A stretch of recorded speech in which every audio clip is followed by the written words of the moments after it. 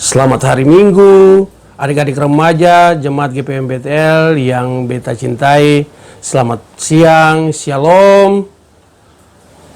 Nah, hari ini katong akan sama-sama belajar kebenaran firman Tuhan. Tapi sebelumnya, mari katong berdoa mohon tuntunan Tuhan bagi katong punya pembacaan ini. Ya Tuhan Yesus, yang adalah Tuhan dan Juru Selamat kehidupan kami. Di saat ini Tuhan, kami akan mendengarkan kebenaran firman-Mu. Tapi sebelumnya kami mohon tuntunan Tuhan dengan Roh-Mu yang kudus, agar supaya kami dapat membacakan firman ini Tuhan Yesus, dapat kami mengerti, dan terlebih dapat kami melakukan dalam hidup dan kehidupan kami dari hari lepas hari.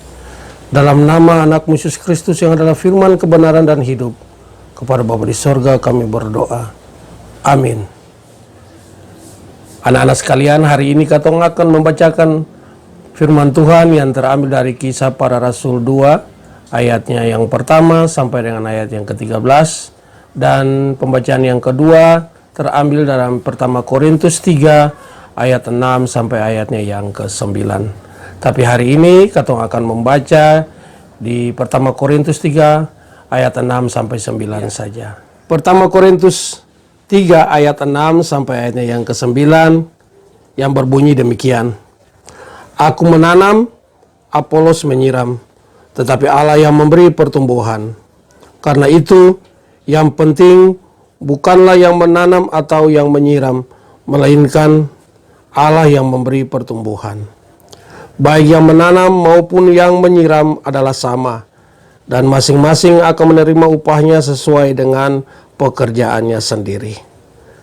Karena kami adalah kawan sekerja Allah, kamu adalah ladang Allah, bangunan Allah. Demikianlah firman Tuhan yang katong baca di saat ini.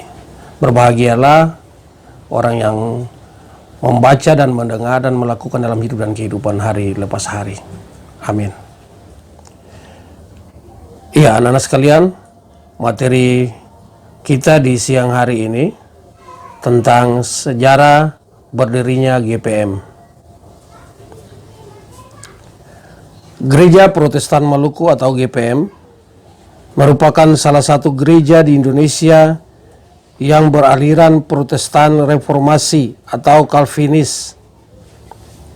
GPM berdiri di Ambon atau Maluku pada tanggal 6 September 1935.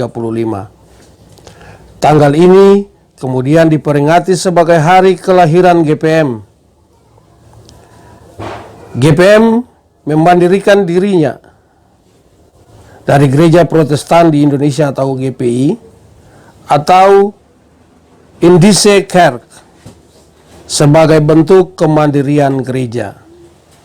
Pada tanggal 27 Februari 1605 terjadi ibadah perdana gereja Protestan Calvinis yang dilakukan oleh orang-orang Belanda atau pegawai VOC di Benteng Victoria, Ambon.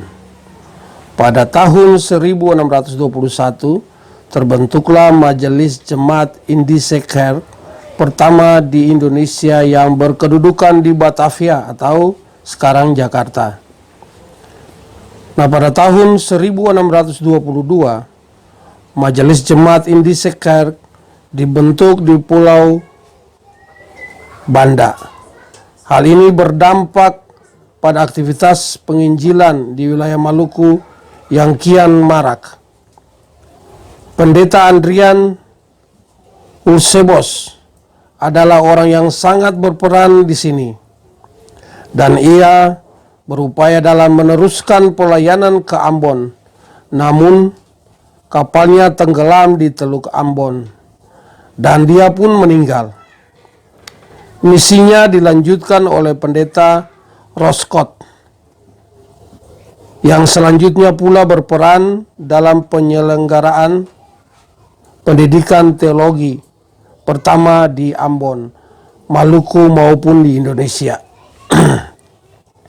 Nah, pada tahun 1799 setelah VOC dibubarkan, Ada sejumlah jemaat di Indonesia yang terlantar, termasuk beberapa jemaat di Ambon. Pada tahun 1815 sampai 1833, Joseph Kam diutus ke Maluku oleh Nederland Sendling Genootschap. Pada tahun 1871, Joseph Kam mendata jemaat-jemaat di Ambon. Nah, anak-anak, pada tahun 1930, gereja terus berkembang pada masa pemerintahan Hindia Belanda yang dilayani oleh Gereja Protestan di Indonesia atau GPI dan Netherlands Sendling Genootschap, dan daerah pelayanannya telah meliputi hampir seluruh Maluku. Sebagai gereja pemerintah atau gereja negara, sifat kepemimpinan gereja tidak sesuai dengan sifat kepemimpinan gereja yang benar, yakni gembala yang melayani tetapi lebih bersifat administrator dan otoriter. Sehingga pada 14 Januari 1932, sejumlah jemaat mengambil prakarsa untuk mengajukan surat permohonan yang berisi protes kepada GPI di Jakarta. Struktur gereja yang tidak benar semakin mendorong keinginan jemaat di Maluku untuk berdiri sendiri. Maka suatu perkumpulan yang bernama Gereja Maluku Otonomi. Nah, pada tanggal 19 Mei 1933, dalam rapat ditetapkan pemisahan GPI dari negara secara administrasi, tetapi secara keuangan masih ditangguhkan.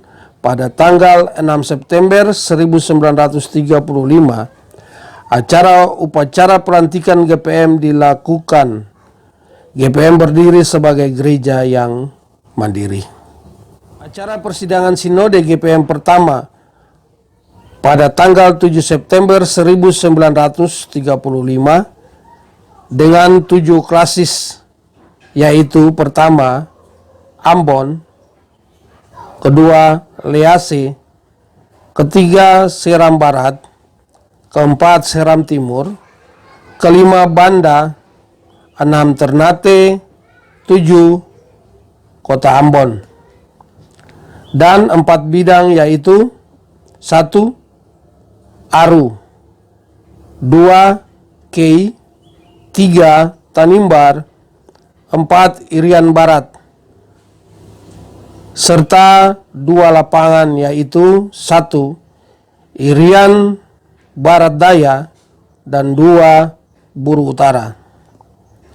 Selama kurun waktu 1935 sampai 1942, baik pendeta, ketua resort kependetaan maupun ketua sinode GPM berasal dari gereja di Belanda. Tahun 1942, saat Jepang menduduki Indonesia, ketua sinode ditangkap karena berkebangsaan Belanda. Maka Badan Pekerja Sinode yang berkebangsaan Indonesia mengambil alih kepemimpinan gereja sampai terpilihnya ketua sinode orang Indonesia yang pertama, Pendeta S. Marantika. Sidang sinode pertama di zaman Jepang dilaksanakan pada tanggal 14 sampai dengan 20 Februari tahun 1942. Sesudah zaman Jepang, gereja kembali ditangani oleh tenaga dari Belanda. 1949, unsur-unsur pimpinan sinode seluruhnya sudah terisi oleh tenaga-tenaga GPM sendiri, yang terdiri dari ketua, wakil ketua, sekretaris, bendahara, dan 7 anggota.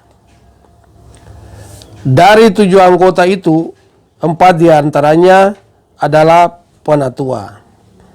Nah, 1950, RMS membakar kota Ambon dan wilayah Pulau Seram yang mengakibatkan banyaknya gedung gereja ikut terbakar. Pada tanggal 25 Mei 1950, GPM menjadi anggota PGI. Nah, anak-anak, itulah sejarah Gereja Protestan Maluku, mulai dari terjadinya ibadah Protestan perdana hingga GPM menjadi bagian dari persekutuan gereja-gereja di Indonesia. Nah, anak-anak, inilah moto GPM. Aku menanam, Apolos menyiram, tetapi Allah yang memberi pertumbuhan. Pertama Korintus 3 ayat 6. Ya, anak-anak sekalian, demikianlah materi ketong di siang hari ini. Dan untuk itu mari ketong berdoa. Segala puji dan syukur kami naikkan kepadamu ya Bapa, atas kasih dan tuntunanmu Tuhan. Kami boleh selesai dengan pembacaan firman dan sekaligus materi yang kami bawakan di saat ini. Terima kasih Tuhan, semoga apa yang telah dibawakan ini dapat bermanfaat bagi seluruh kehidupan kami. Dan sekarang Tuhan Yesus, kami akan mengakhiri akan ibadah ini.